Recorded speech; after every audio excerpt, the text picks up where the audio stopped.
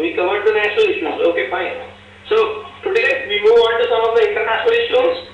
ठीक है, मतलब as I told last time, I would say this time again that what is our the basic aim of the session. Current affairs will be moving on soon, but कुछ चीजें ऐसी हैं जो हमें जान लेनी चाहिए because it is always the current. It's always in the news. It's always there. It's always there in the news. वो 10 साल पहले भी न्यूज में था, वो 20 साल पहले भी था, वो आज भी है, वो कल भी रहेगा. तो इसलिए there are some things which you can just know. Idea is आपको पता रहेगा. You will have good food for thought. You can use it in your sessions. You can use it in your personality interviews and GDs. These areas, I again repeat, may not necessarily appear in your GK section of your entrance exam. ये थोड़ा ज़्यादा subjective area. Objectivity जो होगी, current affairs होगा. We will see from probably next and the next sessions. But today, yet again, some of the base building, some things that you must know.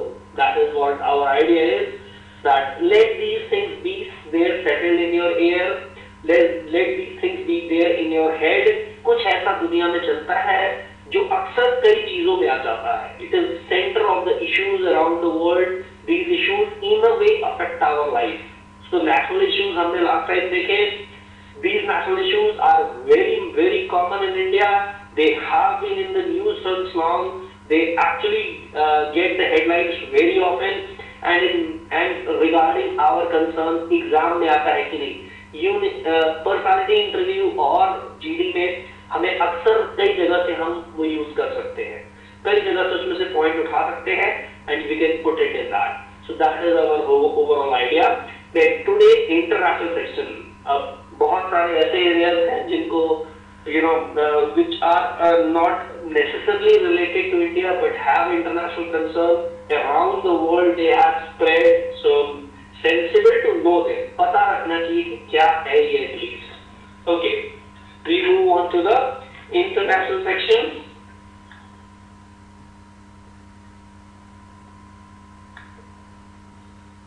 Okay, any doubts before we start the international section? If you have any doubts, you can send your question right now. If you want, we can discuss it for 4-5 minutes. But when we start the session, yes, of course, we will be going on with the parts. And last time there were a number of complaints about the session uploaded on Class Apart, in which there was the clarity was not there with the written elements, with the slides, with the words written on it. So there was some issue, I guess, with the making of the media. Just do not worry about that. You will we have got it rectified, and you will get the corrected version from this webinars. So it will not be an issue. Okay. So we start with the international events. We start first with the Arab Spring.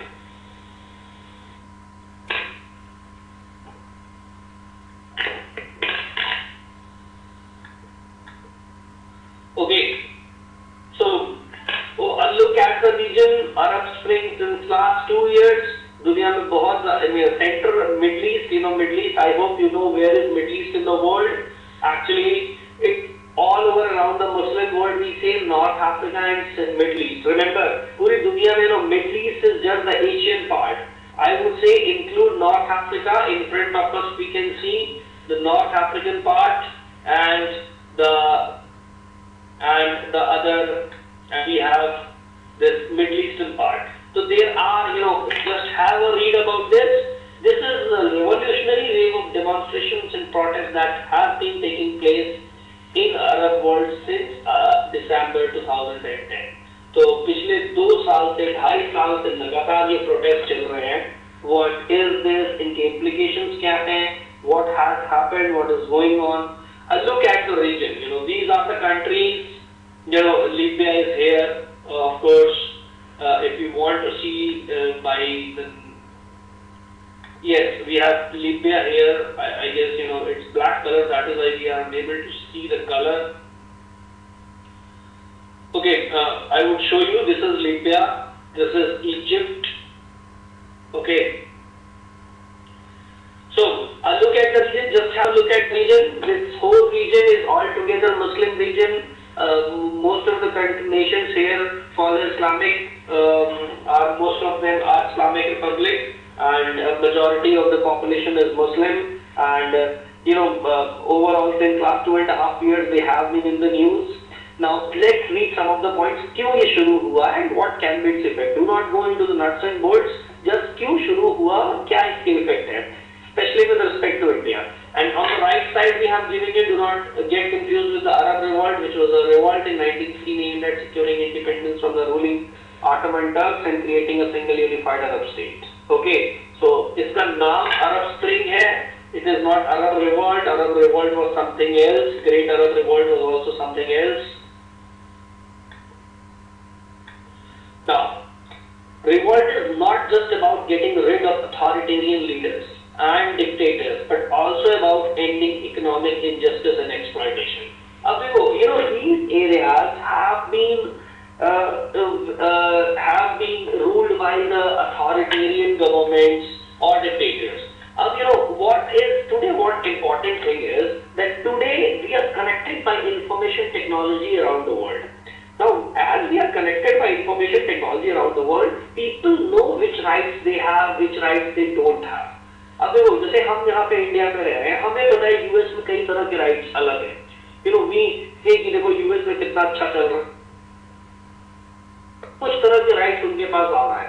तो जब हमें पता रहता है बहुत लोगों के पास ज्यादा है, सो व्हाट हैपेंस कि इंडियन व्हाट हैपेंस इज कि मतलब हमें लगता है कि हमारे पास कम क्यों है. इस तरह से लगातार एक पॉइंट हमारे मन में आ सकता है. Similarly, 200 years back, the same was the condition. They were ruled by authoritarian leaders, dictators, but around the world there was no high level of connectivity कि हमें पता चले दूसरी जगह लोगों को क्या privileges हैं और क्या privileges नहीं हैं. Today we know that we have privileges in the West, we have privileges in Asia, we have privileges around the world, but कुछ countries ऐसी हैं जहाँ ये privileges नहीं थे. So information technology is one very important thing I would say. He has actually been a catalyst in this. Then basic thing, कुछ होता है कि कुछ reason होते हैं जो basic होते हैं. कैसे ये शुरू हुआ? China is one such case where authoritarian rule is going on, but वहाँ पे इतने protest नहीं हुए. वहाँ क्यों नहीं हुआ? The idea is, when people are happy in an area, they are economically satisfied. When people are economically satisfied, they won't come for the protest.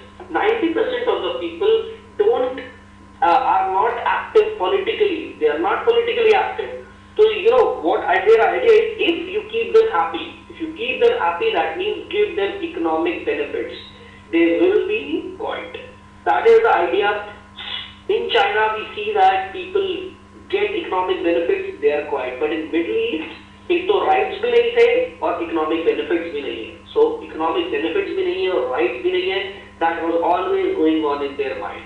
The leaders were damn rich, leaders were lavish, leaders had everything, and the large section of the people impoverished. They had less money, they had less consumer spending capacity. So overall, there were a number of doubts with them. Okay, so I hope I'm getting the right point to you. Idea is overall, any area which doesn't have social, political, and economic rights with the people. The leader has everything, and his cronies and his relatives are going on earning pay. So if they are going to earn on big and big, it is a very big difference with the people. As this difference gets widened, the protests may start. लोग खुश नहीं होते हैं उससे. In China, we don't see the protest. There is simmering. The protest, the anger is simmering, but I would say it will take a long time because in China they are getting the economic benefits. So overall, Galat leadership and then absence of rights with the catalyst of information technology makes a dangerous mix. That is what happened in the Middle East. ये गुस्सा बहुत सालों से था जो कि अब निकल रहा है.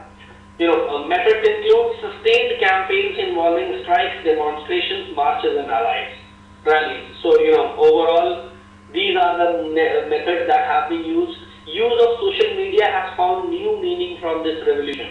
which has been successfully used to organize, communicate, and raise awareness in the face of state attempts at repression and internet censorship. So I hope you are getting the point कि मतलब आज these social media networks, Facebook पे जो हम दिन भर chat करते हैं, status update कर रहे हैं, we are connected to thousands of people around the world. This has been possible only after the information technology has been given a new head. So I think very, very important with this. Okay, so information technology I would say has played a very important role. तो अब देखो अपने लिए कहाँ use कर सकते हो इसको? In your exams, in your GDPIs and in your personality interviews, information का टेक्नोलॉजी का अगर कोई रोल को लेके कोई क्वेश्चन आता है या फिर कोई टेक्नोलॉजी को लेके importance of technology in today's world, these can be given as examples also. You can very rightly quote that Arab Spring got its strength because of this. It is a very big reason to give Arab Spring a big strength. So, reverse can also be done. Idea है कि देखो चीज समझो उसको link करो reverse भी कहाँ पे अपने हम उसको हेल्पफुल बना सकते हैं अपने लिए. So these methods include now reasons. Various motivating reasons have led to the protests, including issues such as dictatorship or absolute monarchy. Rights ही नहीं है people के पास. The leader is everything. अब थोड़ी ना होता है कि राजा है और the king has every right. All the rights are given to the king. It is not so right now. Today, what is there in the market? Today, it's very, very different. Democracy exists.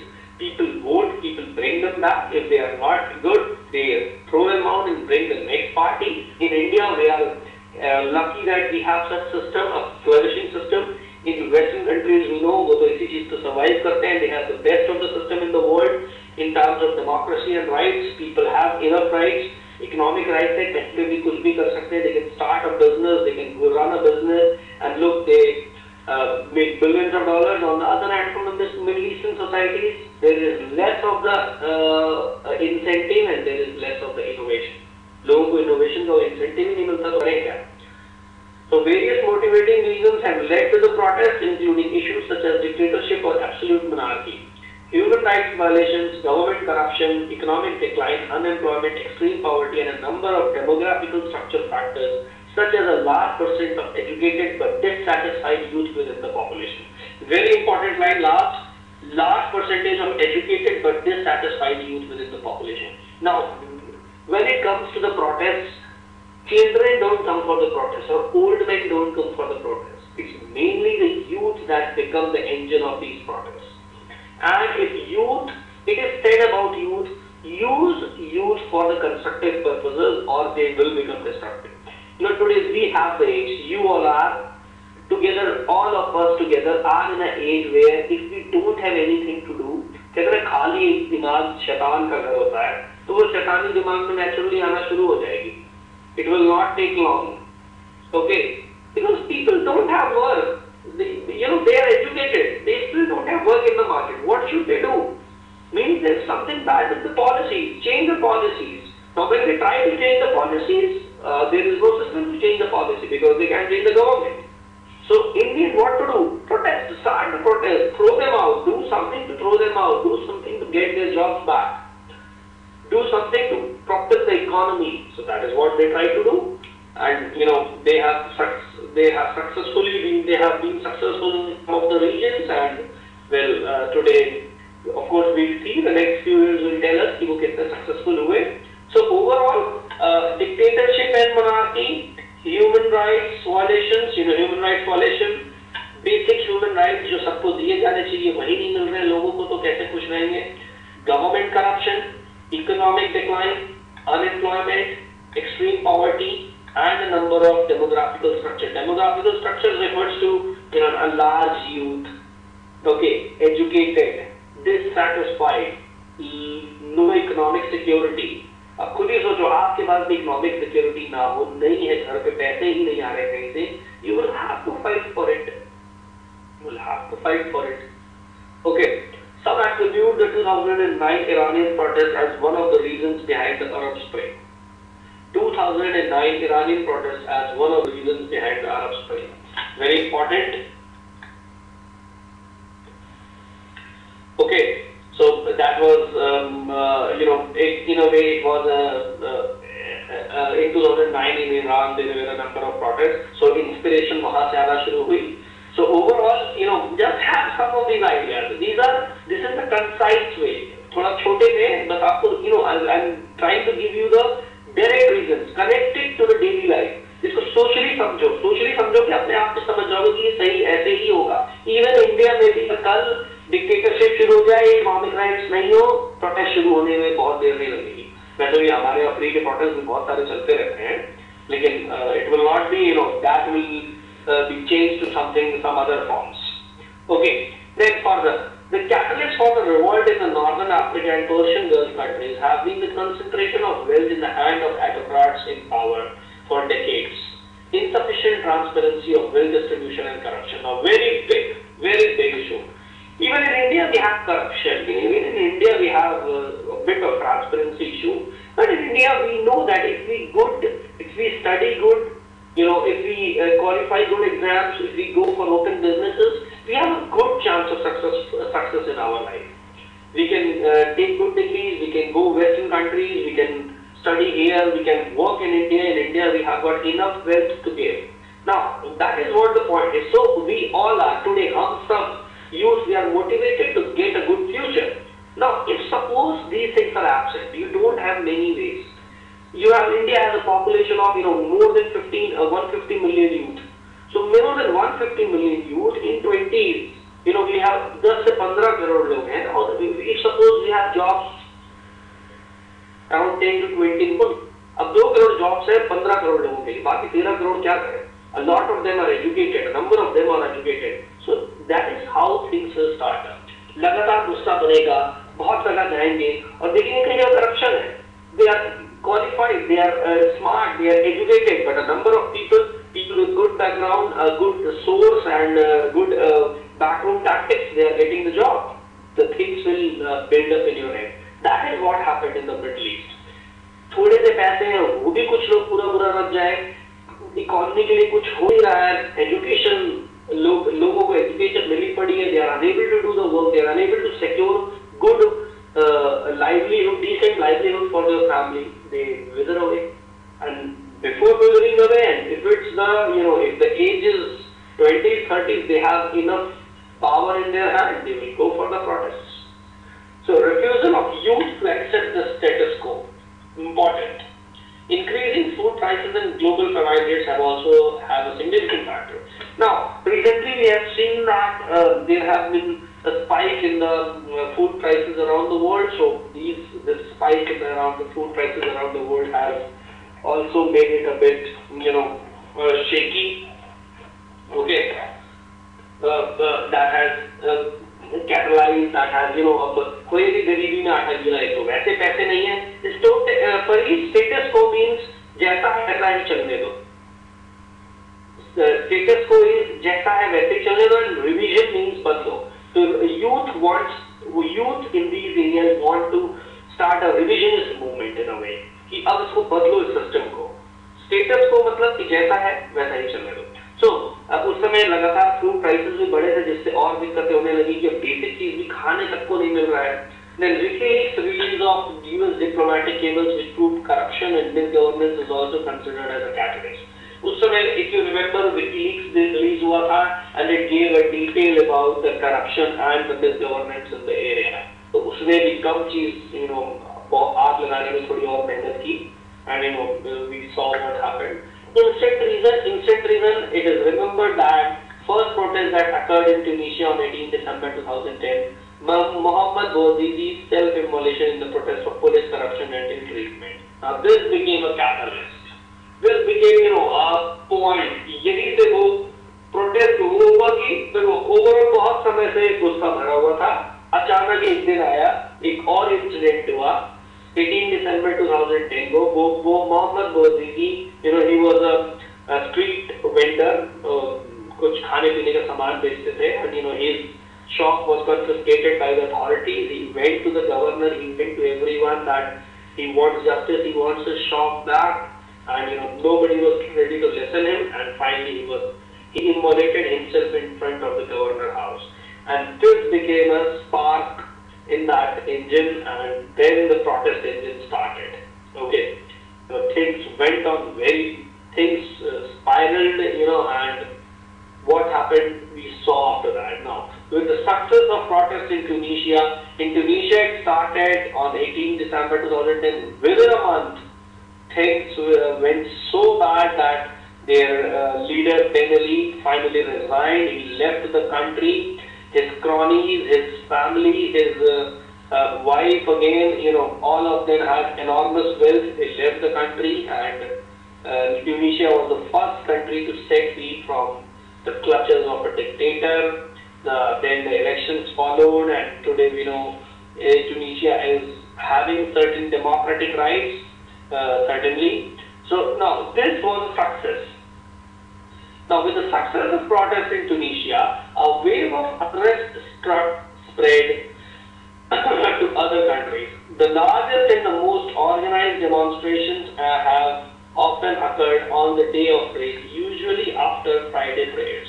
So, generally day of races have been the most important one. The protests have also triggered similar unrest outside the region. So, here it started and spread to other areas. अब Egypt में भी यही था, Libya में भी यही था. In Egypt, Hosni Mubarak was ruling since 28 years.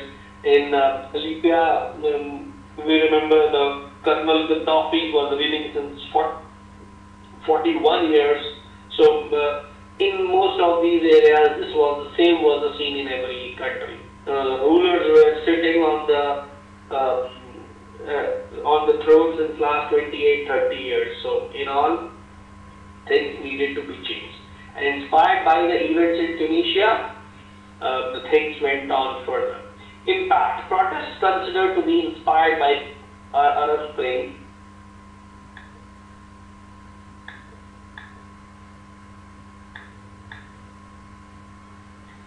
have taken place in all parts of the world with varying degrees of success and prominence. On October 15, 2011, the subsidiary Occupy and Indignant movements inspired protests in 951 cities in 82 countries. So this has resulted in problems around the world. मतलब जहाँ पे भी लगा कि there is some problem of rights and there is some problem of corruption going on, the protest was started. So very important. All this inspiration came from this Tunisian uprising, the Arab Spring. Then on October 15, 2011, the next slide, as protests have also acquired Islamic tone in many countries, it has certainly changed international equations to some extent. So इसमें ये भी होने लगा ना, internationally the countries against Muslim countries and for Muslim countries, the things started to change with all of them. So something new happened. Economic impact includes flight of capital from the affected countries to safer destinations. Economic impact includes flight of capital from the affected countries to safer destinations. Economies are expected to shrink from 0.1% to 4% in the following year due to the effects on the production. Economies are expected to shrink from 0.1% to 4% in the following year. Many economies shrink with the following year. Just connect these points. अब जैसे ये point है, economies are expected to shrink in the following year. You can link it to any chaos.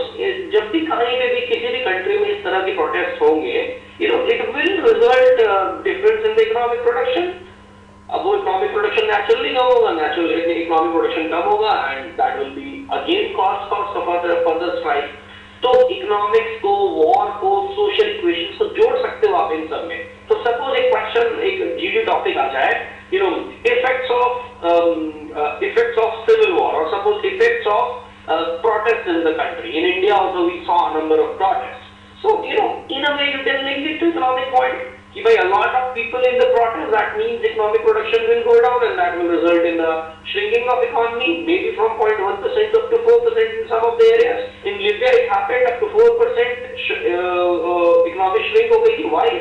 Because oil production was their main source and oil production was not going on very well. So overall, there are a number of effects. Linked it to the happen around us.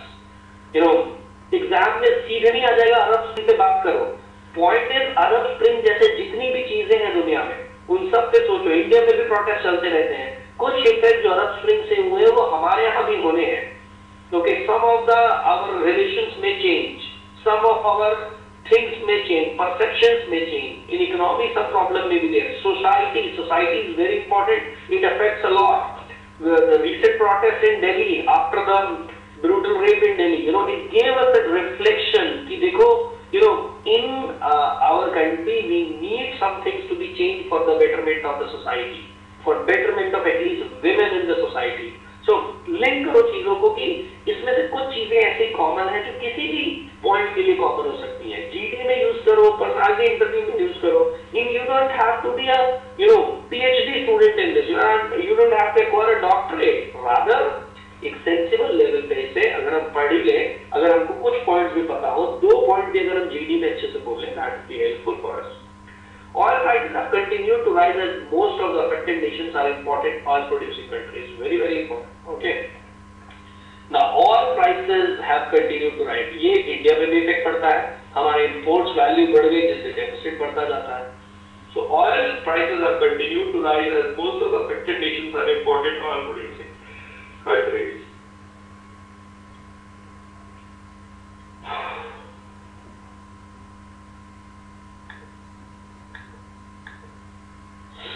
Okay, so that was about the Middle Eastern Arab Spring, and I would say if you want to note down some of the areas also, Libya, Egypt, and Yemen, in these areas there has been regime change. The regime has been changed in Egypt, Libya, and Yemen.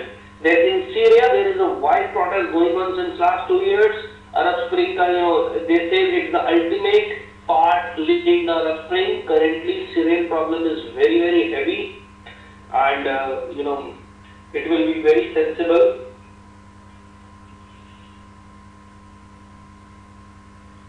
Okay.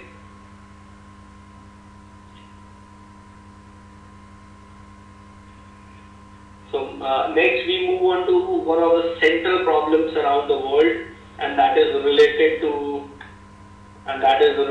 the Middle Eastern problem, the Middle Eastern peace talks.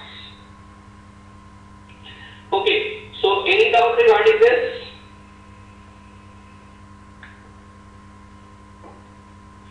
Any doubt regarding this? The Arab Spring?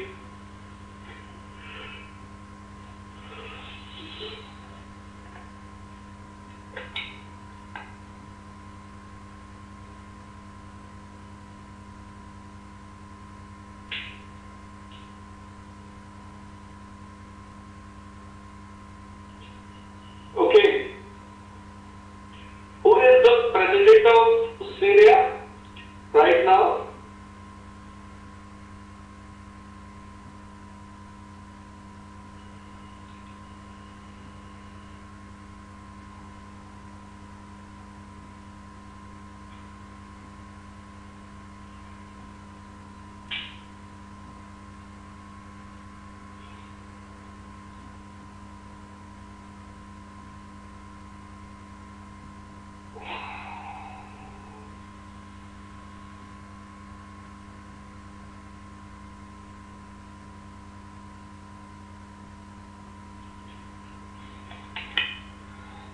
बहुत देर लग गई answer देने का. लोगों का answer अचानक आने लगा, लगता है तुरंत गूगल करके ढूंढ लिया है.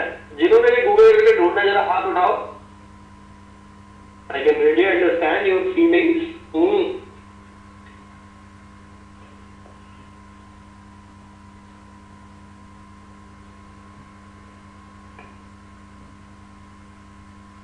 Okay, so we move on to the Middle Eastern peace talks. Here's the Akansha first slide. Which is the first slide?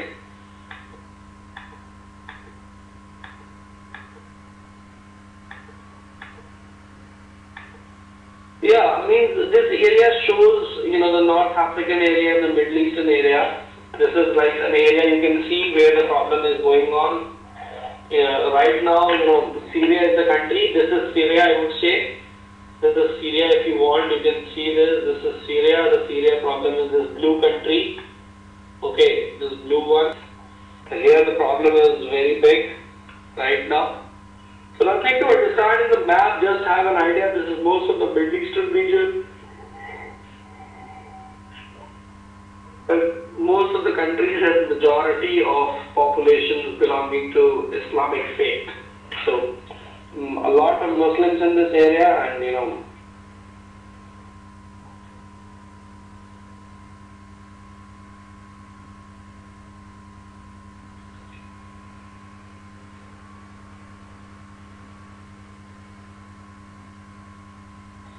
started in 2010, these are the US-mediated direct negotiations between Israeli and Palestinian Authority.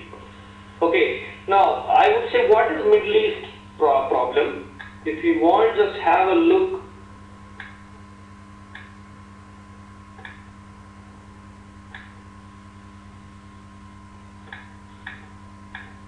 Now just have a look on the map first. In the western area, this is the area which is Israel and Middle East. Israel in the Middle East. Now, what is the problem here? If we see the problem, just have a bigger view of the map. This is the overall area. Now, overall, this white area is Israel. This yellow area is West Bank, Golan Heights, and this is Gaza. If you see written here, it's Gaza. This is West Bank, and this is Golan Heights. Now these are the areas which are really in the dispute. Gaza, you must have often heard about Gaza in the maps, in the news. Now this is Gaza, this is West Bank, this is Golan Heights. Okay. Now what's the issue overall? I would tell you, in 2-3 minutes I would tell you the whole story first. What happened is, this area was actually under the country named Palestine. Palestine was earlier the country. Now, its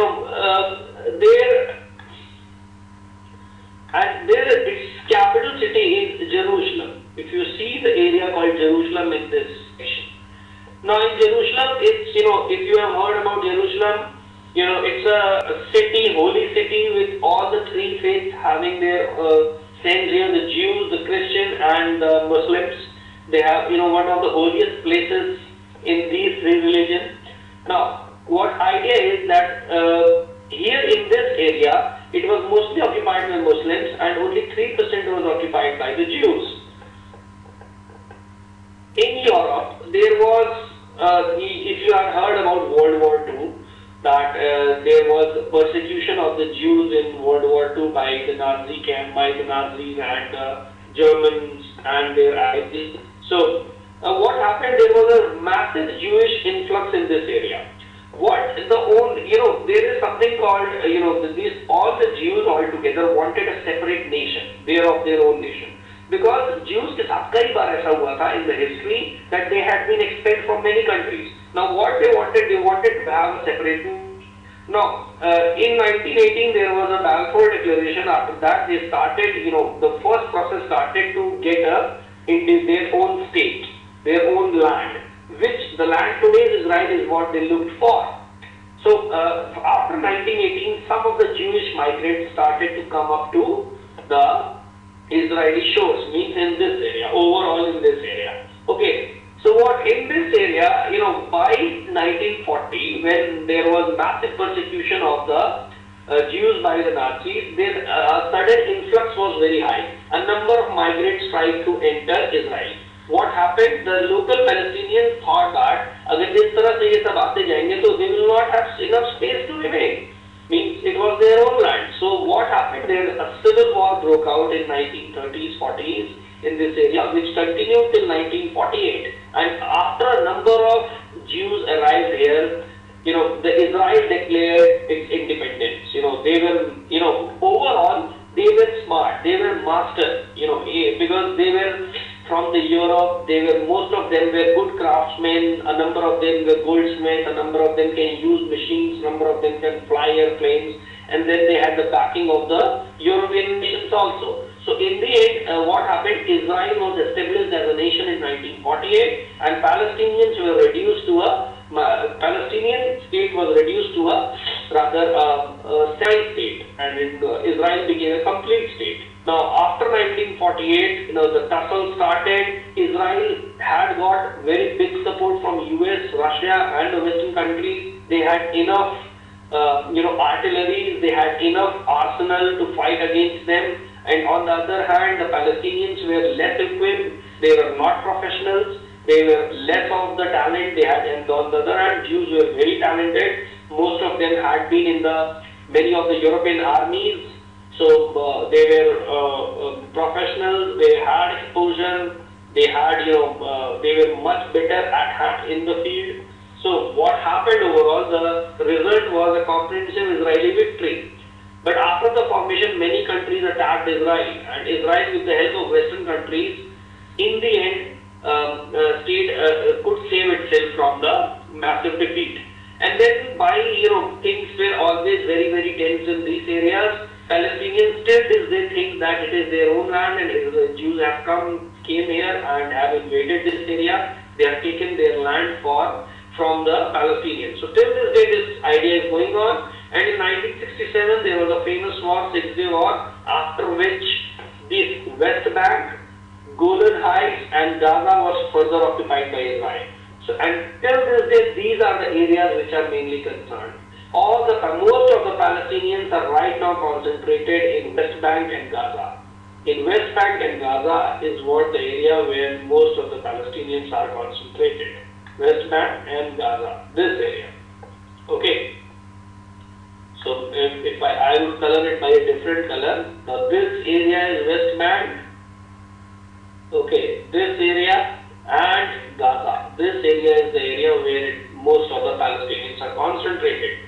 Now they want their own nation and they want some part of Jerusalem and many other areas. On the other hand, Israel has occupied most of the area, and rather they have also made many settlements inside the West Bank, where many Israelis live. So overall, in a way, they have occupied most of the area, almost 80 to 90% of the area, and most of the Middle Eastern nations are against this Israeli policy. Iran is the most important and they have vehemently opposed this policy of Israel, and the Middle Eastern peace talks in the end becomes very core problem of the world, because it takes the whole of Middle East where oil is there, and it involves a number of European countries also, because of their guilt in 1940s, this thing started, and till this day, because of its nearness to the oil area, it is further important. And many things have happened in this world because of this area's conflict. In 1973 also, when the oil prices started to rise, it was because of the war between Israel and the neighboring countries. The first time there was a very much increase in the prices of oil. Till this day, it is a very basic problem in the Middle East. The US policy in the Middle East is centered around Israel and Palestine. Its relations around the world has a lot to do, its relation with the Muslim world has a lot to do its relation with the Israel. And Israel becomes a center of attraction. Whatever happens in Middle East, Israel in a way comes into the picture. So that is all idea about Israel-Palestine. Now we will see some of the recent things that have happened. Any doubt regarding this? Because if we proceed further, correct me, I wanted to tell you what is the actual problem. ये Israel एक जगह कुछ भी नहीं किए, पहले यहाँ पे लोग माइग्रेंट्स की तरह आए, and then they started to fight with the locals, and they occupied most of the area, and the Palestinians, they were less equipped, less professional, they were ill-equipped, and they were defeated, and with the help of Western countries, Israel has established its own land here, and today, we see Israel as an independent nation, rather Palestine is not. Palestine still doesn't have the nation status at UN. It has tried very hard, but their rights haven't been as much recognized as it should have been. Okay, so they are fighting, and many Muslim countries are fighting on their behalf overall. Okay, I hope you're clear with the point right now. Okay.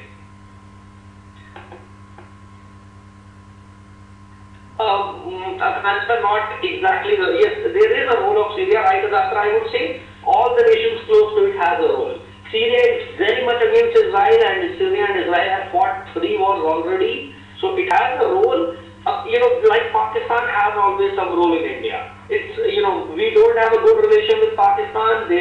We always have skirmishes at the border. The same way Syria, Israel, they have skirmishes at the border, and Syria is very much anti-Israel, and there have been many bomb blasts and such incidents because of sponsored by the Syrian government. So no, Syria doesn't want some part of Palestine. Just the point is, Syria wants to, all of the Middle Eastern countries want Israel to go away and Palestine to exist. That is their sympathies with Palestinian people. It's their land, the small land which has already been taken. That is the point. Syria, Iran, Saudi Arabia, Egypt, many of the countries don't show the anger on the face. Now, Pratik, why are they showing sympathy? Very, very, subjective question. It's just like, one of your brother is living in a house and somebody comes and occupies that house. And your brother has been reduced to a, their tenant or something, his brother is fighting every day. That is what the reason is overall. Now, the Syrians, Iranians, Saudi Arabians, Egyptians, this whole Muslim world, they are not united on any other issue. The striking point in the Middle East is, आपस में हर चीज पे लड़ते हैं. But when it comes to the Palestinian point, all of them are united against Israel. Okay. Today, many of the countries don't speak openly because of the fear of United States and diplomacy of United States. They have very much interest with United States. That is why some don't speak. But most of them, rather all of them, are very much against the Israel policy. And very soon it will change. I would say in next 10 years. Today, even Europeans have started to say negative about the Israelis. पहले तो नहीं बोल पाते थे. US policy has also started to tilt a bit towards Palestine, but there is a long way to go because Israel-US relation is something, in international politics they say it's a special relation, and that carries the burden since long. So let's see when it happens, but right now, a lot of countries recognize that Israel's policy is wrong. They should exist as a two-nation. Israel should exist, but it should have a limited area. Some say 1948 में जो borders थे वापस बना दो, कुछ कहते हैं 1967 में जो borders थे उस पे होना चाहिए. So there are many theories regarding that, but they want a solution where Palestine and Israel should exist independently. Now Tanmay, Tanmay asks why is US so much inclined towards Israel? It's a long story. I think you may not need it. कुछ इस तरह से बात होगी. Just mail me. We'll be chatting on the mail. Okay. The idea is basically US has the largest Jewish population in the world. So, and in US, I would say, देखो आप लोग Oscars देखते होंगे, Oscars prize मिलने वाले हैं 2 दिन में. Never ever has been, never ever a single movie which was anti-Jew has got a Oscar prize. Generally, if you remember, just 2 years back, Inglourious Basterds was a movie. Then Oscar Schindler's List was a movie, and there are a number of movies regarding World War II Jews and the whole problem. But there has never been these Jews are very strong in US. They have a very strong presence in US Senate also, and they have a very strong presence in US Hollywood also. So they have significant presence. Plus, many of the Americans have sympathy towards Israel. They say that they are very talented people, but they don't have their own land.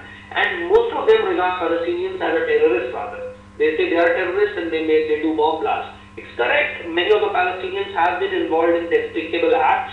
But they have been, वो भी मजबूर हैं. उनका घर कोई और ले लिया है, तो वो लड़ाई ना करें.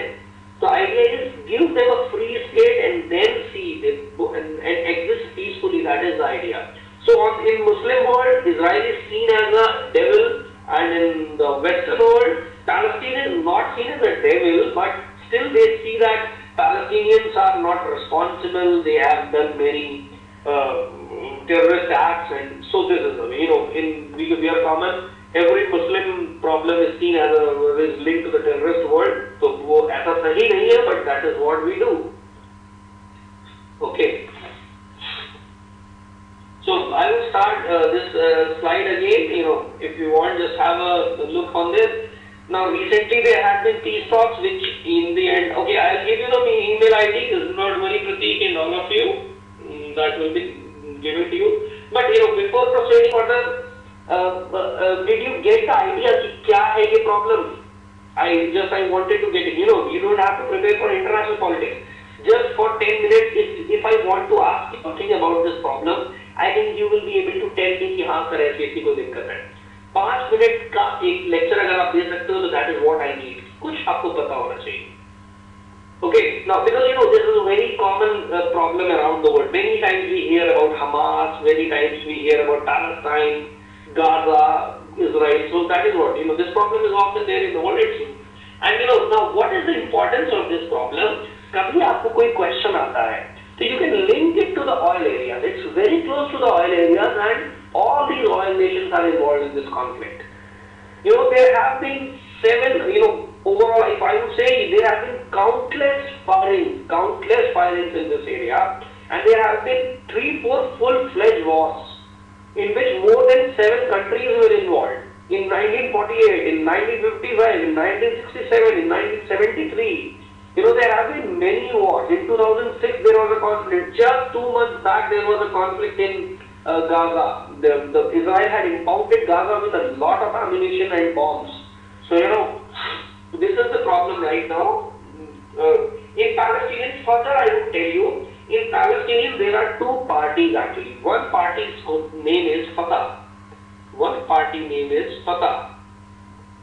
Okay. And the other party name is Hamas. Now, Fatah is a moderate group and Hamas is an extremist group. Okay, Fatah and Hamas. Now, Fatah is a moderate group and Hamas is an extremist group. And I would tell you the area where they occupy actually.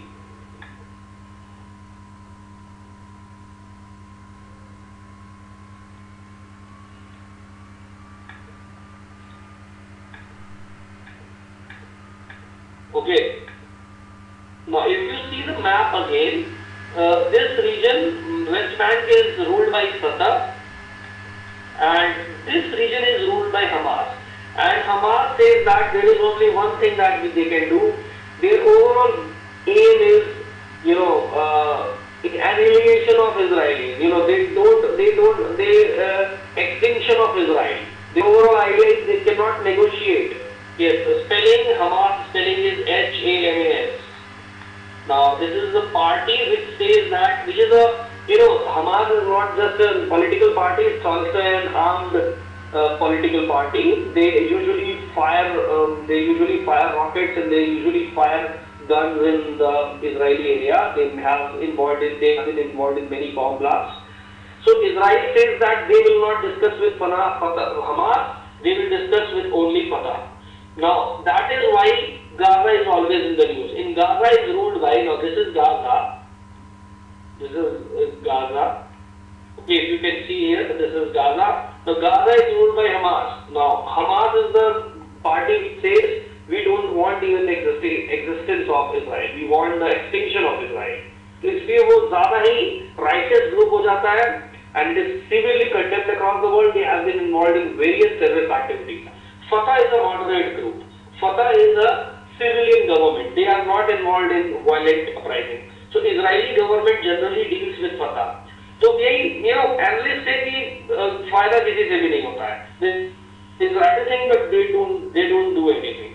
So I hope you got the idea कि why Gaza is always in the news. Gaza is always in the news because of this Hamas president. Hamas is president, and the Israelis are always furious with them. There is often small wars between them, and it results in a famous. It results in pounding of Gaza with heavy artilleries, and then some people die, some small kids die, and it becomes news around the world. It becomes a headline around the world. Okay, so I think you got the idea. I'll just read it again. If you have any problem, just speak it out, because now things are not very easy yet. Just try to remember them, and I try to connect it to the world. AG, nothing about Mossad. Does not worry about Mossad. It's about Israeli spy agency. That's it. These things cannot. These things are more of an interest. We can talk it on mail or maybe sometimes on phone. Okay, started in 2010. These are the US mediated direct negotiations. Now in 2010, they have since 2010 something has started. US ने try किया है कि Israel और Palestine Authority के बीच में कुछ negotiation हो. Talks are led by US President Barack Obama, Israeli Prime Minister Benjamin Netanyahu, and Palestinian Authority Chairman Mahmoud Abbas. Its ultimate aim is of final status settlement to Israeli Palestinian conflict by implementing a two-state solution. Okay, so two-state solution, दोनों लोग अलग-अलग exist करो. That is what their aim is. End of negotiation aims at Israel remaining at a Jewish state and establishment of a state for the Palestinian people. So what Israel wants is Israel wants a complete Jewish state and Palestine wants it as a free nation. Direct talks ended in late September 2010 when an Israeli partial moratorium on settlement construction in the West Bank expired and the Palestinians refused to continue negotiations if Israel failed to extend the partial peace. Now what they wanted was Israel is building on, as I told you, there are many settlements inside the West Bank area. So in West Bank area, Israel want to further extend its area. Palestinian Authority says कि आप ऐसा मत करो. This Fatah is commonly called the Palestinian Authority. Just do not worry, do not get confused. This Fatah is the Palestinian Authority. So idea is they wanted कि आप जिस land के बारे में हम लोग लड़ रहे हैं, उस पे अगर आप लगातार घर बनाते जाओगे, तो हम लोग बातचीत किस चीज पे कर रहे हैं? तो Palestinians wanted कि आप घर पर मत बनाइए नए. Let's talk and find a solution, and then whatever be the solution, we'll act according to that. But Israel wanted कि नहीं, हम जिस land को चाहते हैं, जिस land पे हम बवाल कर रहे हैं, पहले उसको हम घर तो बनाते रहेंगे, which is certainly nonsense. And that is what many international observers say, this is more of a nonsense from Israel. So Israel offered a renewed building freeze in exchange for a partial negotiation, peer negotiation of recognition of Israel. Now they wanted कि आप उनको Jewish state recognize करो. Then now problem is कि उनको Jewish state इसलिए नहीं recognize किया जा सकता है because there are a number of Palestinian refugees there. Palestinian refugees हैं, उनका क्या होगा if they become Jewish state? So it's more of a complex problem. Then talks collapsed in 2010, but efforts were on with the help of Middle East Quadrant. Now today the talks have eventually collapsed. Recently something happened, they wanted to mend their ways, but recently the talks have collapsed. In further development, Palestine has presented a bid for statehood in the UN, which has been threatened to be vetoed by US. So in UN, Palestine has tried to present a statehood, but it has been threatened to be vetoed by US. On 23rd September 2011, Mahmoud Abbas delivered to the UN Secretary General the official application for recognition of a Palestinian state by UN. So some things have started. On 31st October 2011, the General Council of UNESCO. Now, first time it was inducted in UNESCO, not still in UN as a full state, but in UNESCO in favor of admitting Palestine as a member state. However, for this membership to take effect, the state's governing authority must add its signature to the Charter of UNESCO. So, right now it has been included in UNESCO, but still a long way to go. To have a fair understanding of the area, please have a look at the map. So just have a look at the map, you will get further important idea about the area. Okay? So this is right now the talk. Unofficially कहीं ना कहीं से कुछ ना कुछ बवाल हो जाता है, कभी-कभी कुछ peace process के लिए statements आ जाते हैं, but right now nothing important is happening. Let's see what happens in another 1 or 1.5 years. Hopefully it may go beyond, and it will take a lot of time to get corrected. Okay, so any doubt in this? If you have any doubt, you can put the question, otherwise we move on to the next issue.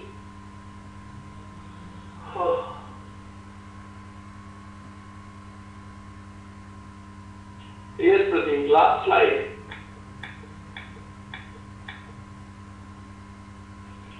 Yes, if you want, you can take some notes from it.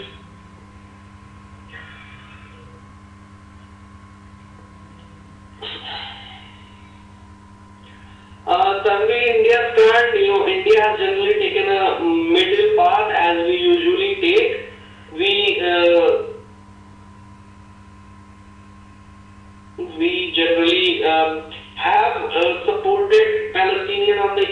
but generally India has a close relation with Israel. India and Israel both have been, slaughtered by many terrorists, and we both have the problem of terrorists. In India, we see a number of bomb blasts. In Israel also, there have been a number of bomb blasts. So, in a way, India has maintained a good relation with the both sides. India generally don't interfere in this because it is a very critical issue. If India goes to the Israeli side, it will be, in a way, it will be against the whole of the Muslim world. India generally don't give any statement against Palestine. And if India goes against Israel, India has a very close defense relations with Israel. So India has taken generally a middle path, and India has not actually commented on anything. जब भी कोई war होता है, बस India यही कह देता है कि दोनों साइड की इस पर मारेगा, बम मत फोड़े, यही सब कहानी जो कि किसी लायक होती नहीं है. And then what happens actually कि India generally hasn't taken a firm stand on anything. It maintains good relation with Israel and maintains a good relation with the Muslim world and doesn't speak anything about this issue.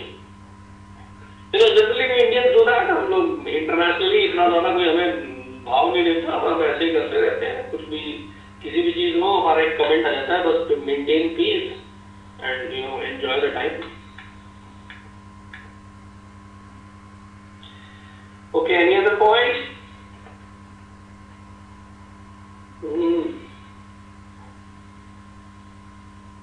Yes, now the Gambhir International Court of Justice is very different. Do not link ICJ to this. It's different from this.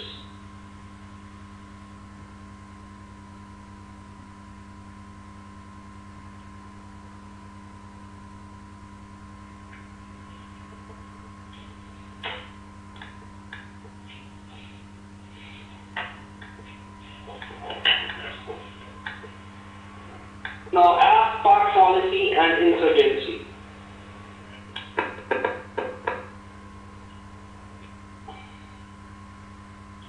Now, another important thing.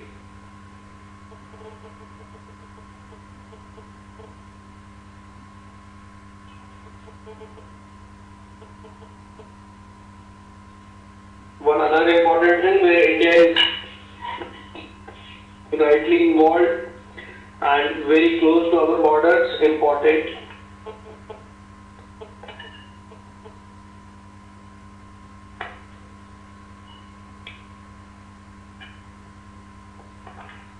Now, yes, main problem there.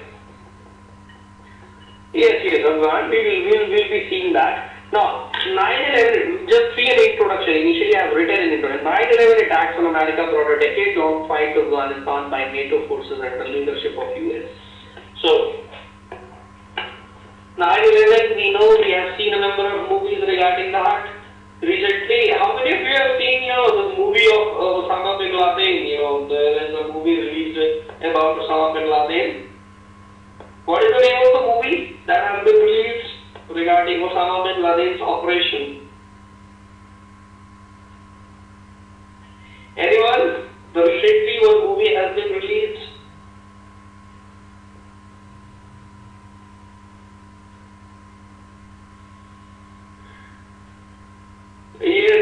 Yes, Sariyah, very correct. Zero Dark 30, absolutely correct. Zero Dark 30 is the name of the movie. It's a good movie. I have seen that, and very nice portrayed the way they captured Osama bin Laden. Okay, so 9/11 attacks on America brought a decade-long fight to Afghanistan by NATO forces under the leadership of US. So 9/11 attacks के बाद जो series of events शुरू हुए, it brought the Western forces to Afghanistan to flush out the terrorists. But what happened after that? Miscalculation and interest in the Middle East brought Iraq to center stage of conflict. Iraq was also brought to the center stage. And some miscalculation was done, and some of the Middle East, interest in the Middle East. I tell you, oil is always a very important thing in the Middle East, and connect this to any country. India, being a good oil importer, heavy oil importer, our oil, we are dependent on oil imports very excessively. So this happens what results? It results in anything that happens in the Middle East affects oil prices, and anything that affects oil prices affects the world. That is the point. तो India में भी कुछ भी होता है तो इसमें कुछ होता है तो इंडिया को भी असर पड़ता है, and connected to India and every country by oil. ये तो एक आप याद कर लो, कोई भी चीज उसको ऑयल के थ्रू तो कनेक्ट कर ही दिया करो. Origins of almost all the attacks on the west has been traced back to the western region of Pakistan and Afghanistan. So generally, if I will show you the area, I think yes, I have the map here. Now this is the area. This brown area is the area where the problem is actually very great. This brown area is there. You can see India, yellow, green Pakistan, where Pakistan is whole of a problem actually. Today, this brown area has further increased. In Karachi there is problem, in Lahore there is problem, in Islamabad there is problem, in Peshawar there is problem, in Quetta there is problem.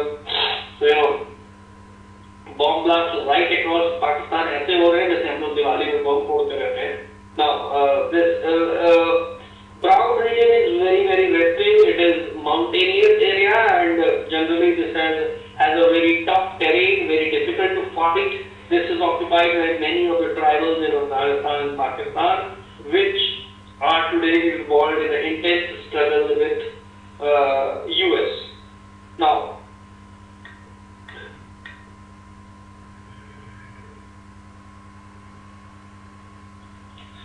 today, after acknowledging, underestimating the region and insurgents, US and NATO forces finally acknowledge the challenges in the area. Now, what happened? Finally, we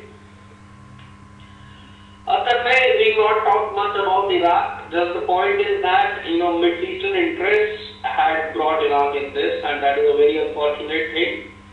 US had problems with Iraq since long, and finally this became a pretext and as an excuse also to drag them into the conflict.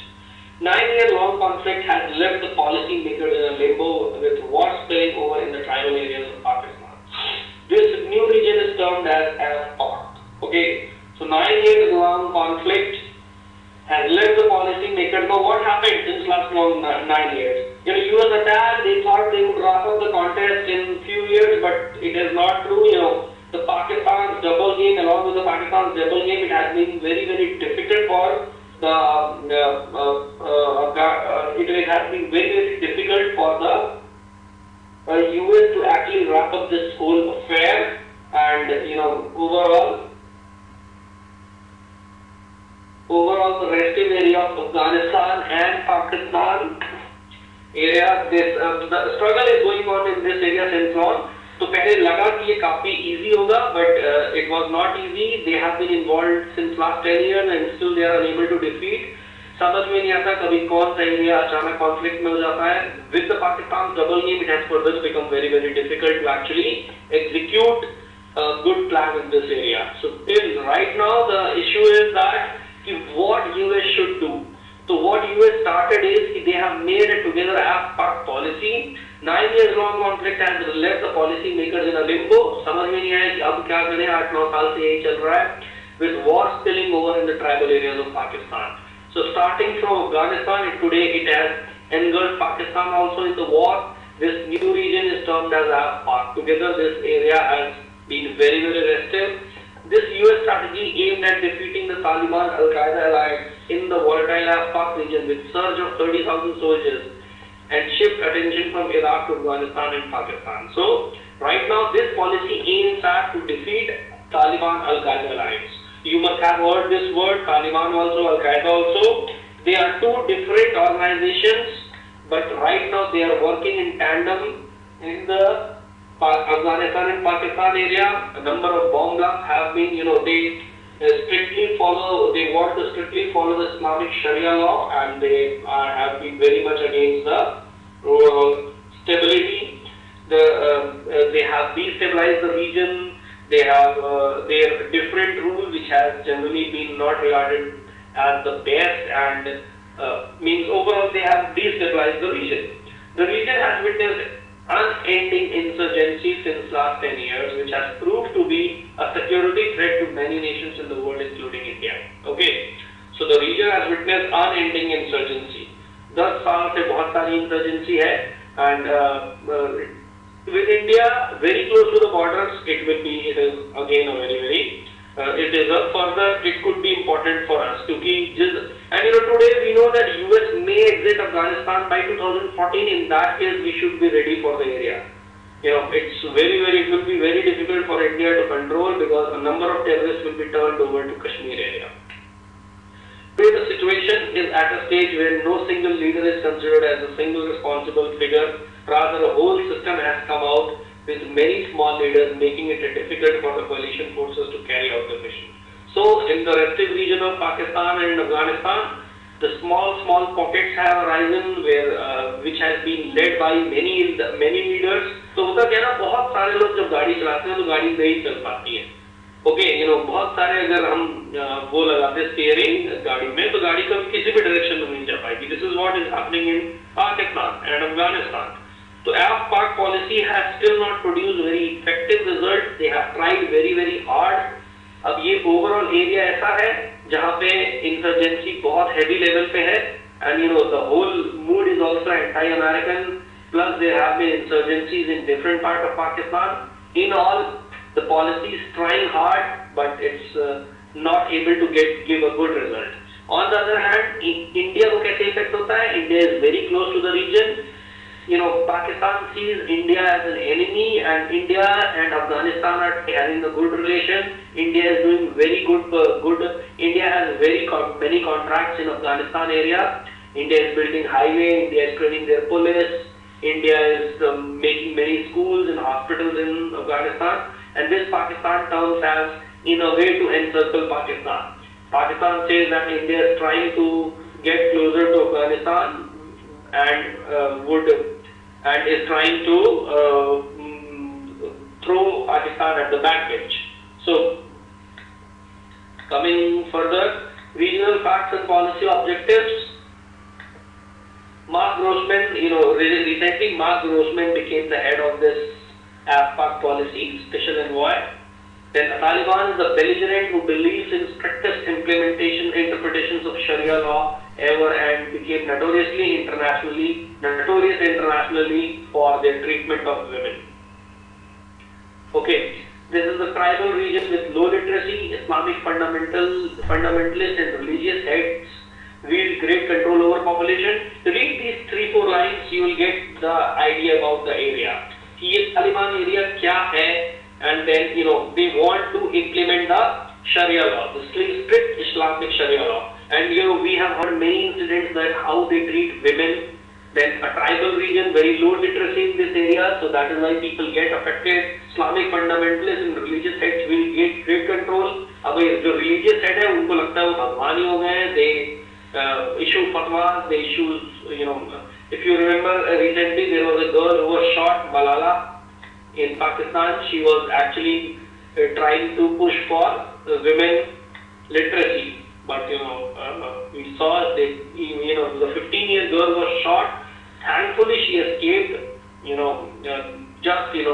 It was Allah's intervention, Bhagwan's intervention, God's intervention that it says she was saved. Then refugee influx via porous Durand line has altered the demographic and social structure. Now there is a lot of refugees in this area of Pakistan. Refugees, they say around 4 million refugees, 40 lakh refugees have come over from Afghanistan to Pakistan. Overall, idea is ये area एक बहुत complex area create हो गया है where civilians and the insurgents are living together, and it's very difficult to find out insurgents from this long network. US is trying very hard. Now, Akansha, you are asked that US might withdraw from Afghanistan. Why is that US might? Now, in US also there has been pressure on the US government to pull back their troops because there has not been anything meaningful that is coming out. What they want is Afghanistan should now start looking for them. It should start looking for themselves. That is, Afghan army is trained right now. They are getting training from various agencies around the world. The point is that Afghanistan खुद handle करे इस problem को, because if they keep on depending upon US, it will be very difficult for them to exist independently. So US wants to exit. दोनों reason है. एक तो यहाँ पे भी problem बहुत अच्छे से solve नहीं हो रही है. दूसरा home pressure भी बहुत ज़्यादा बढ़ रहा है. Plus it is costing a lot to US. Then why are there bombings in Pakistan by Taliban, Al-Qaeda when it is secret region? Now that is the point. Good question, but thoda अच्छा level question है ये. Now AG, point is that in Pakistan, actually, we don't have a single authority. In Pakistan, there is something called army, which is totally not controlled by the government, out of control of the government. It's not like India, where army is controlled by the government, by army is under president. Now, their army has given a tactical support to Taliban insurgents. On the other hand, civilian government has been mostly aligned with the US.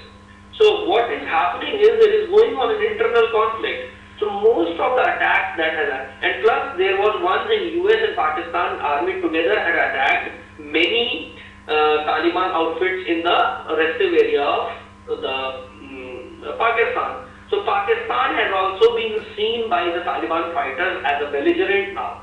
They see Pakistan as more of an enemy, and few Pakistani elements still keep on supporting them.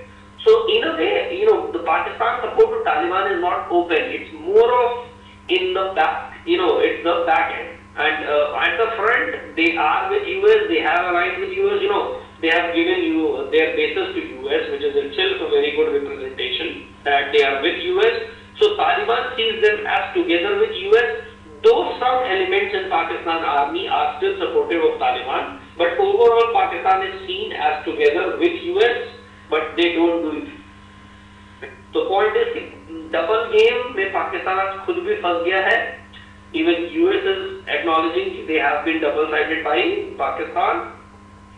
Why does US provide financial aid to Pakistan and Bangladesh despite no fight? They have to provide because they are using them. If they don't provide, they will have to leave the area. To stay in this area, they have to provide. And no, there is no role of Iraq in this, Prateek, no role. Coming back to Navneet's question, why does US provide financial help to Pakistan and this Afghanistan will provide करना जरूरी है because Afghanistan में तो civilian government US ने खुद establish की है.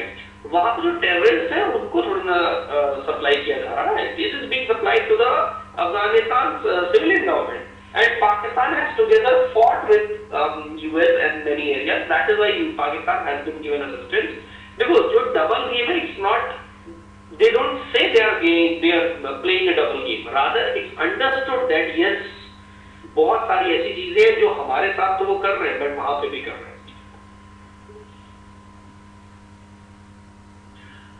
AG to an extent you say correct. So Pakistan is AG says so Pakistan is globally showing support to the US to align with them, but internally they face conflict from Taliban for the same. Yes, of course they face, and I would go on further adding some more things to it that actually they are facing a conflict with Taliban, but still there are some elements in Pakistan's military who are actively giving support to Taliban. That is very sure. Nobody knows who are they, or rather may Pakistani army only know that who are they, but Pakistan army to an extent is giving support to Taliban also. Means in Pakistan there is a small faction which is in a way supportive of Taliban. Actually, there is a large faction, but on the face, they have to be with US because internationally, अपना face बचाने के लिए they have to be with US. Okay, good questions from this. Okay, any more questions?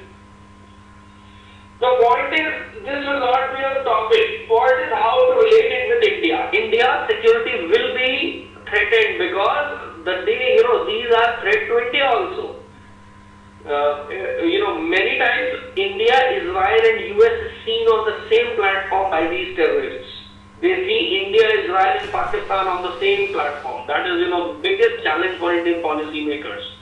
In India, ऐसा कुछ नहीं किया, लेकिन still India's close relation with US and Israel has brought India always in the picture. So US, UK, India, Israel all are seen as a problem by them. Now, US, UK, Israel is still away from this area. We are very close to this area. So, very dangerous for us if these things spill out to the Kashmir area. So, India has to be very, very attentive regarding, and when US pulls out, it will be very difficult for the Afghan government and Pakistan government to stop these fighters without the help of US. So, India is also preparing itself to be ready for the day because India is having significant presence in Afghanistan. many contracts are being executed by Indians in Afghanistan. So India has interest in Afghanistan, plus India has interest in Kashmir, where this could spill over. And if this spills over to Kashmir, it will be very difficult for India to fight this insurgency. Let's see what happens. It's it's still in the future, but even if it happens, it will be India has to be very, very sensible about this, because we know Pakistan cannot be trusted, and these terrorists are not, they are not. कहते ना ये किसी के they don't belong to any country, they don't belong to any region, they don't have any religion rather. So they could be dangerous. They were dangerous to US, they are dangerous to Afghanistan, they have been dangerous to Pakistan. Pakistan ने तो एक समय इनको बहुत साथ दिया, but Pakistan today its policy has reversed. तो पाकिस्तान ने तो अपने ही पैर में गोली मारी है, and Pakistan had created this monster, and today they have this monster has started to eat up Pakistan. But India's position should be कि हमें इससे दूर रहना है, खुद को बचाए रहना है, and after US withdrawal we will have to be very, very attentive regarding this. That is the idea. So internationally, something related to close to India. Okay, moving on to the next topic. China factor on the world stage. China. जो भी चीज देखो, China का mobile ले लो, China का सामान ले लो, China का ये ले लो, चाइना का वो ले लो, लो क्वालिटी प्रोडक्ट, सब कुछ आजकल चाइना बहुत ज्यादा होता जा रहा है.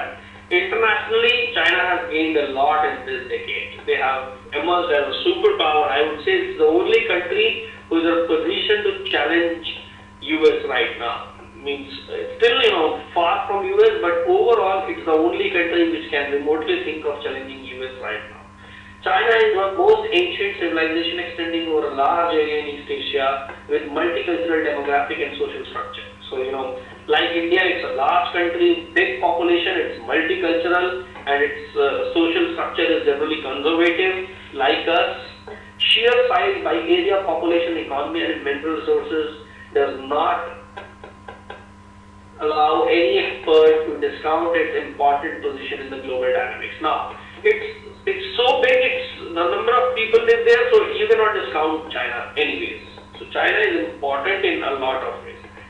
The phenomenal rise of China has been the story of this decade. Now, since last 10 years, India has been rising, but in every case we see China is the leader, and we saw, in Olympics they have performed very well. In sports they have grown their nature. Overall, China has improved a lot in the last 10 years, and rather last 30-40 years. Recent historical review. Just have a view कि China ने पहले क्या किया था. Emerging from the destruction of World War II, country embarked on a socialist track under comrade Mao Zedong after a military struggle in 1949. So, emerging from the destruction of World War II, World War II में इस country में भी बहुत problem हुई थी. Japan, China में बहुत heavy war हुआ था. Even China had suffered very massively. Now, after that, Mao Zedong took over things in 1949, and it started on a socialist track. The Great Famine in 19 कुछ policies उन्होंने ऐसी चलाई China में कि in 1959 there had been a great famine. More than 15-20 million people died. Cultural Revolution, they started something or some other thing in 1966 which is called Cultural Revolution, but it also failed. The economic reforms under Deng Xiaoping in 1978. Now in 1978 the economic reforms started, which brought the country on the path of economic resurgence, and subsequent relaxation in strictly controlled policies brought the country its old glory. So now China was a very different country some 200 years back, and now after 1978 its economic policies started to pull it up, and today it has been brought again. So it started in 1978. Like we started in 1991, China started in 1978. Since then, country has been on a high growth rate and has become the largest exporter in the world by 2011. So since that, country has been on a high growth rate and has become the largest exporter in the world by 2011. A statistical look: fastest growing nation of the world with over 10% GDP growth. So it just let us have a view on the China's big numbers. So fastest growing nation of the world with over 10% GDP growth. Grew over 10 times in 26 years. 26 years it grew over 10 times. England grew 10 times in 70 years during its glory. Second largest GDP in the world, both in terms of PPP and nominal calculations. Has world's largest forex reserves with values over $2.6 trillion. Today's date is close to 3. And you compare it with to India and Japan. Japan is next with $1 trillion, India is just 0.3. India से 10 गुना ज़्यादा forex reserve है. तो हम लोग कितना खुश होते हैं कि हमारे यहाँ $300 billion है, ये है, वो है.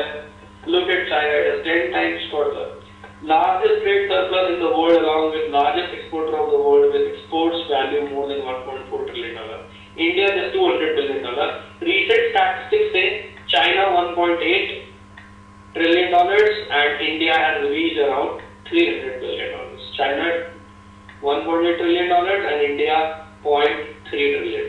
So 6 गुना ज़्यादा exports. Consumes more than half of steel produced in the world. Right now, China is consuming more than half of the steel produced in the world. You know, steel production, आप समझ सकते हो, steel is related to the growth of infrastructure. China is improving its infrastructure very badly. Set to surpass US as the largest economy by 2030. US will be crossed as the largest economy by 2030. It's estimated now. Largest creditor of US finances with dollar reserves close to $800 billion. Now, very important thing, US में सबसे ज़्यादा investment China का है. It's close to $800 billion. Has the largest resources of rare earth minerals in the world. Now, this is given as a gift of God. Rare earth minerals are very, very important in electronics industry, and China has the largest resources. World's 90% is in China. So, you know, कुछ चीजें तो भगवान ने भी इनको free में दे दी हैं. क्या इंडिया में तो कोई ना कोई स्कैम ही चल रहा होता, दाम तो कम ही हो रहा होता. Okay, the largest consumer of steel and coal in the world with consumption of steel amounting to half. So as we read already, you know, the steel and coal shows that they are going on a high economic growth path. So that is very important. The widespread growth in economic cloud change policy and stand of China in international forum.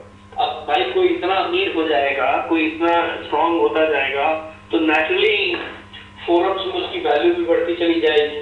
China's cloud and its policies have changed in the international forum. आज China जिससे देखो उससे लड़ने को तैयार हो जाता है. भाई अब स्ट्रॉन्ग हो गए तो लड़ेंगे ही. Direct confrontation with US, Japan, India and EU at many issues including currency manipulation, trade deficit, environmental issues, Tibetan and Taiwanese sovereignty, border disputes and modernization of military has shown a hard power of dragon now. You know, China is popularly called dragon. So, you know, it has continuously been in many issues with the neighboring countries and with US, with EU. So, currency manipulation पे, trade deficit, environmental issues, Tibet और Taiwan में उनकी problem को लेके, border disputes with India, with Vietnam, with Japan, with South Korea, with Taiwan. You know, overall, China has been in problem with all these countries with some or one or the other reason. Its successful organization of World Expo, Beijing Olympics, Guangzhou Asian Games and various international meets has drifted the concentration of power and relegated traditional European power centers. Now, very important point. Today, by these things, China has further proved its relevance and its growing stature, and today certainly it has replaced the European powers as the second order nation. So, US and then China. Active support to wrong nations including North Korea, Iran and Sudan has send bad signals to every corner of the world. Now, sometimes they don't understand that why China supports North Korea, Iran and Sudan. Now, these countries have got good support from China and that is seen as a bad signal around the world. Why is China doing these things? Now, what is its effect on India? Very important for us. Aggression of China in Indian border areas, sovereignty of Arunachal Pradesh and Aksai Chin are long-standing disputes among the nations. Now, with us, very, very important. Okay, since long we have been in the dispute with China. China's only threat in Asia remains in form of India, which is next to it in all fields. So China's only threat in Asia remains in form of India, which is next to it in our field. So, Akansha, let us complete the slide, and of course, these things, of course, we'll deal about. In active contain India policy. Now, China पे effect क्या है? China sees India as the only threat to its sovereignty, to its station in Asia. So China generally has followed a contain India policy. Means India को किसी तरीके से contain रखो, and string of pearls. We have learned about this in the last class. And the formation of string of pearls has warned Indian policymakers and challenged Indian ambitions across the globe. So India has regularly been challenged by China. So China has ineffectively kept on its strength, and in a way China has kept on contain India policy. India, what the idea is, China is in competition with India, and it has kept India under control. Use of Pakistan to counter forms a major bone of contention between the nations. With India, China actively supports Pakistan, and God knows for what reason. It is seen as a direct point that China wants to control India via Pakistan. They support Pakistan, and they have an all-weather friendly relationship with Pakistan, and this has resulted only in this. All the analysts point out, all the experts point out that China supports Pakistan only to contain India, and that is the idea. Mutual assistance is vital for both the nations, as visible in the environmental summit in Copenhagen. Now, that is an important thing. Sorry, there means pointing towards the Pakistan problem again. India and China has this one big problem. India is always opposed to this, and India has regularly demanded Pakistan's, has regularly sent signals about the point that China should be sensible with India and Pakistan together. Now, mutual assistance is vital for both the nations, as visible in the environmental summit in Copenhagen. Now, this is an example that if India and China comes together, what they can do.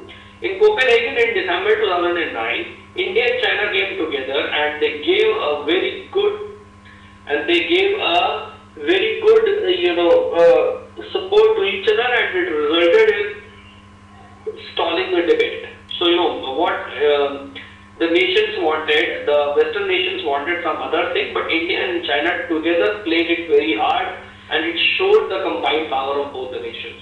Both the nations together had 35% of the people in the world.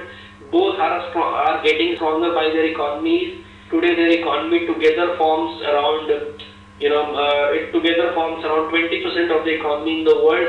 Still not very high compared to the Europe and US, but still they have risen in stature, and it cannot be. Point is, it cannot be underestimated and avoided now. Formation of BRIC has also given new dimension to strategic relationship. So, with India, via BRIC, कुछ नया dimension भी मिला है strategically. India and China have come closer. But let's see what will happen to China and India relation, and together to China in the future. And the Chinese problem, China will be a problem. It will be a competitor, or rather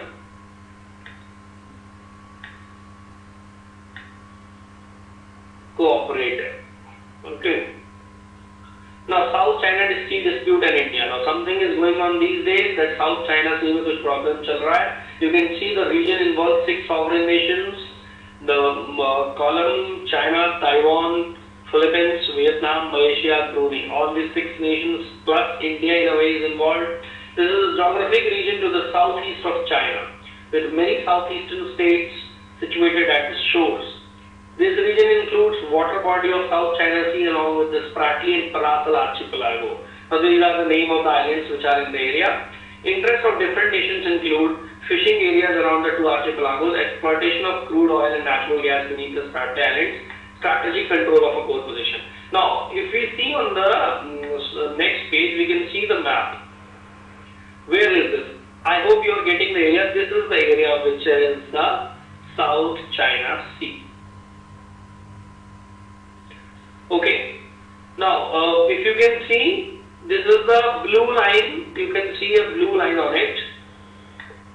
I'll just show you the blue line. Yes, this blue line actually denotes by the international standard that this should be the areas occupied by different countries. But red area is the line which China claims.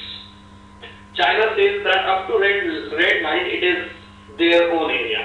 Now, what is the importance of this area? The importance of this area is, as told in the last slide, fishing area, exploitation of crude oil and strategic control of a core position. All these three are very important.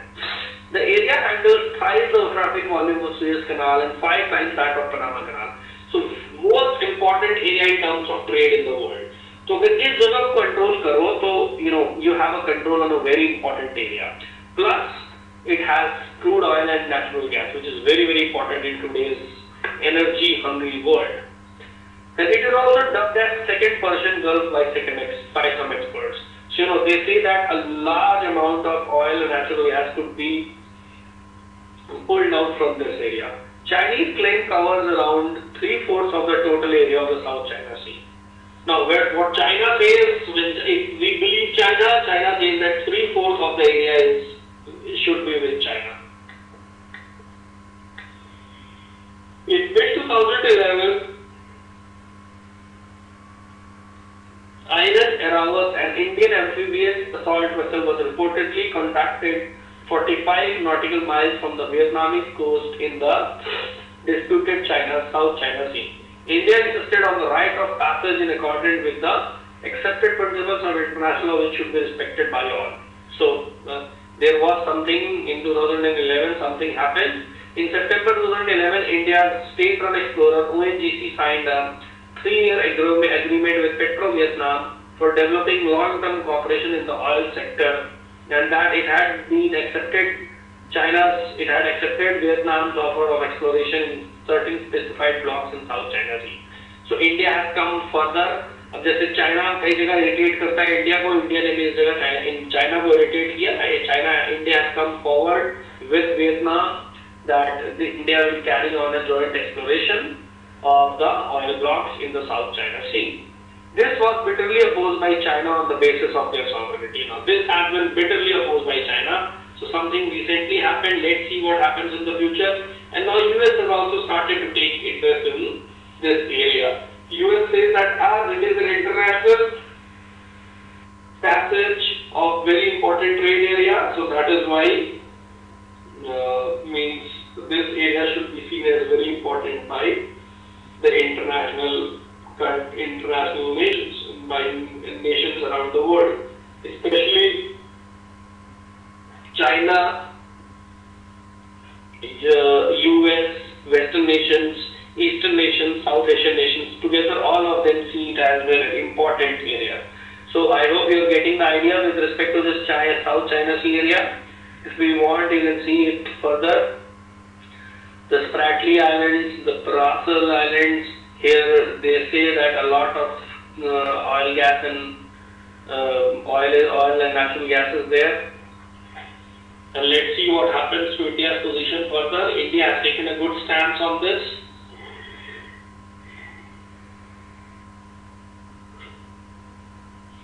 Okay. Now, any other question regarding this? Any other question?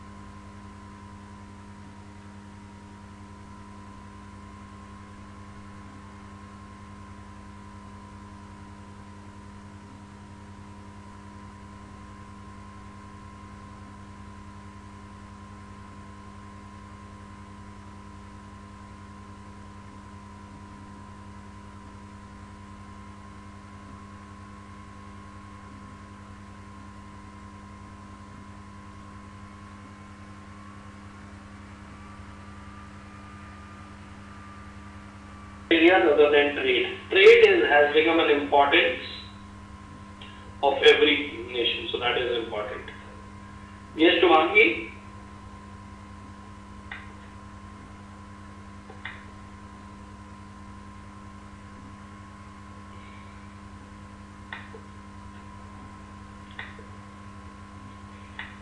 Yes, so we move on to the last point, WikiLeaks.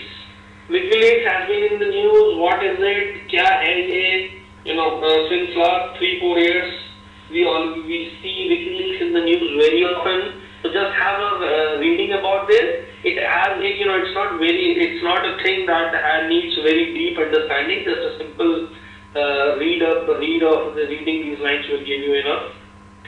WikiLeaks is an international organization that publishes submissions of otherwise unavailable documents from anonymous sources and leaks. So it is an international organization that publishes submissions of otherwise unavailable documents from anonymous sources and leaks. So, it actually, suppose there are many secret files by the government, many internal memos by the government. So they source these anonymous important documents and leak it on the web. Julian Assange is an Australian journalist and internet activist, is its director, so led by Julian Assange. Now they have leaked things about Somalian assassination order, Guantanamo Bay procedures, Sarah Palin's Yahoo email content, Peru's oil scandal, nuclear accident in Iran, Baghdad airstrike video. So some of the examples. So these were actually hidden from the people, but they were released by WikiLeaks. So you don't need to remember these points. Just the point is these are some important things which were actually hidden from the normal public. Latest in this series was 19 now. Today, many such documents have been released. Afghan war diary, Iraq war diary, many things have been released. Primary concern, it released many names also. Some names which were taken up by many of the terrorists. Some of them were informers actually, and the names get revealed in the public, and it has resulted in the insecurity of few people who were some informers in that, whose lives and families were at terrible risk. Many governments looked the option of Julian Assange terrorist and restrict his international movement. Today we know his movement has been restricted. Right now he is at the Ecuadorian embassy in London. In UK, he has been in Ecuadorian embassy since last 6-7 months. Because if he comes out of Ecuador, he will be arrested. If he comes out of the embassy, he will be arrested by the UK and will be sent to Sweden. The main issue was release of reports about US government's nonchalant attitude towards torture by Iraqi authorities during the period between 2000 and after 2003 war.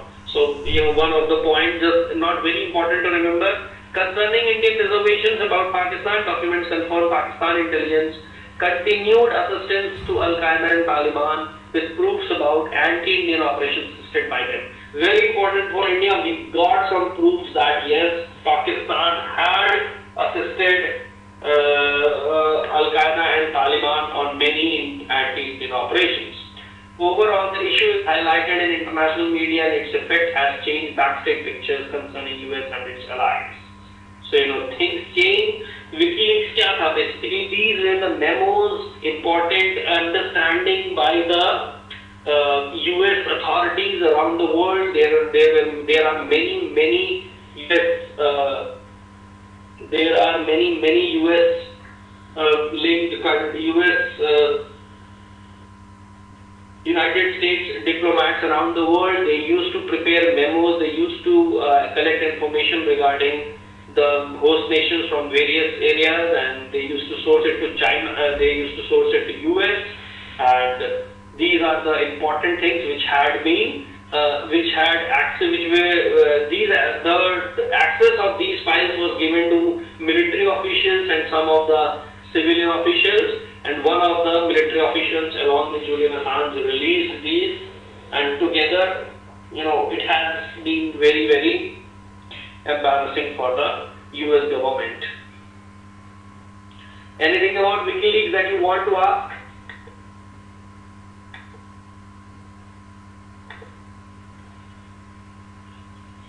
Yes, we move on to the next topic, social movements around the world.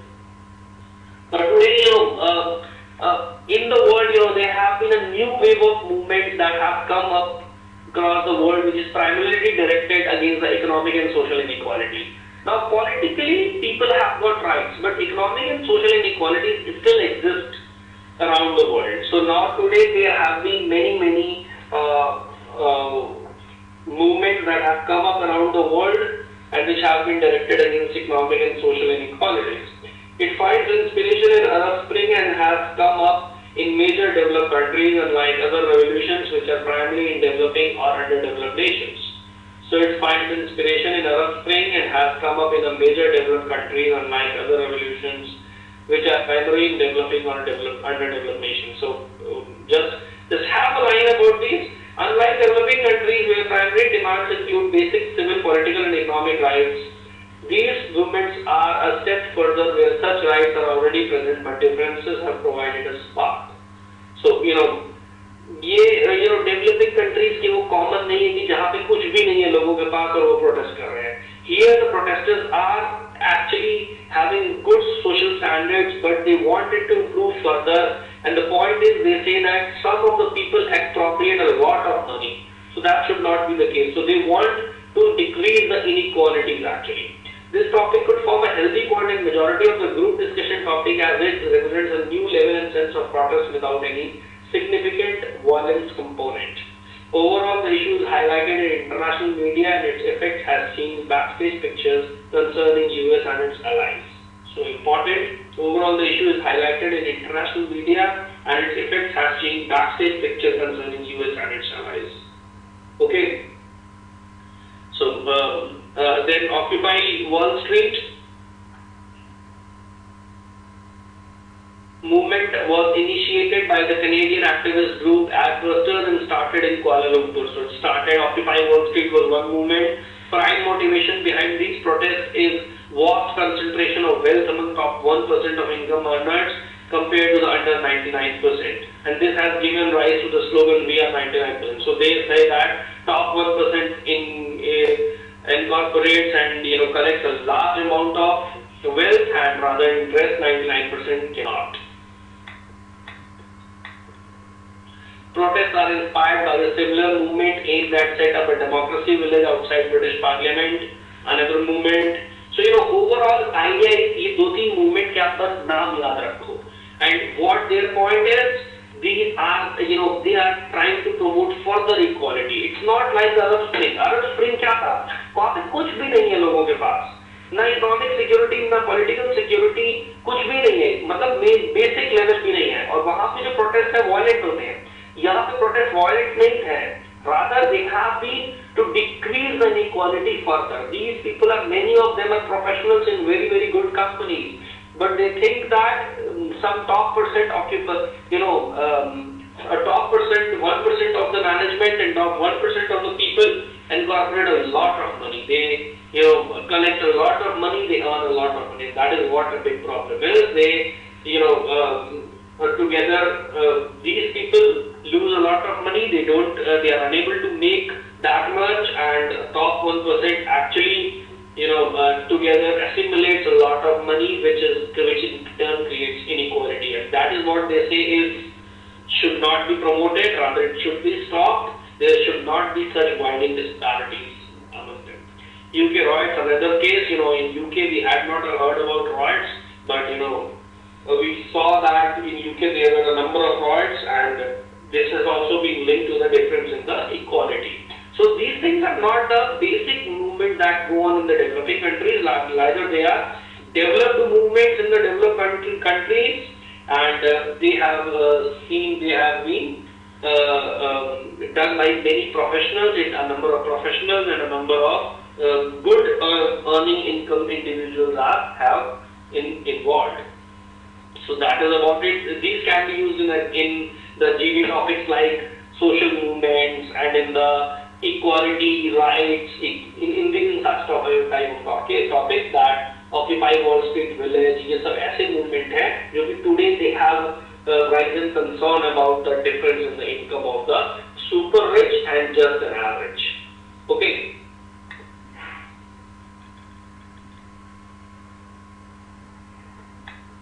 Okay. So, for all your academic concerns, you can send your mail to helpme@careerlauncher.com. helpme@careerlauncher.com.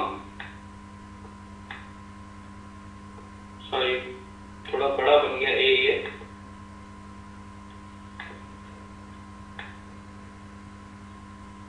Okay, fine. Any other doubt at careerlauncher.com? Any other doubt? Did you find the questions, topics relevant? Just have an understanding of these points. And from next class, we'll be reading about the current events. Current में जो चल रहा है, हम उस पे पढ़ेंगे और questions भी solve करेंगे. Right now, we just have some national, international issues. थोड़ा आपने देखा, घर जाके एक बार revise करना. These videos will be uploaded in 24 or 48 hours. And yes, from the last class, I got some of the feedback that the slides were not visible. Yes, Akansha, very correct. I got your mail also that the slides were not visible. Nothing is visible in the video. There was some error by the video maker actually. So I think that will be rectified. I have already informed them. You can mail me at helpme@careerlauncher.com. I'll be responding you there, and soon we'll be bringing you another helpline where we'll be responding you to the mails concerning GK only.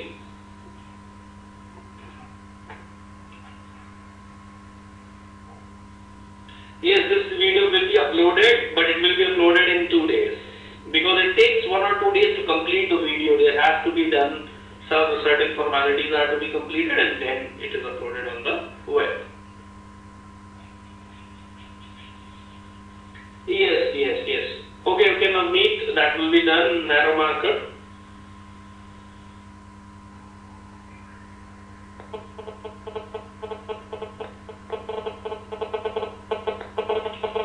Yes, any other question?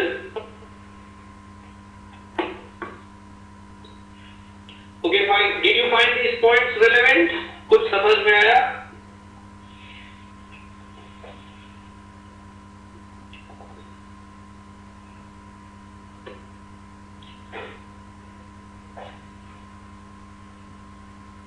Okay, fine. Thank you very much. Yes, Pradeep, thanks, Pradeep.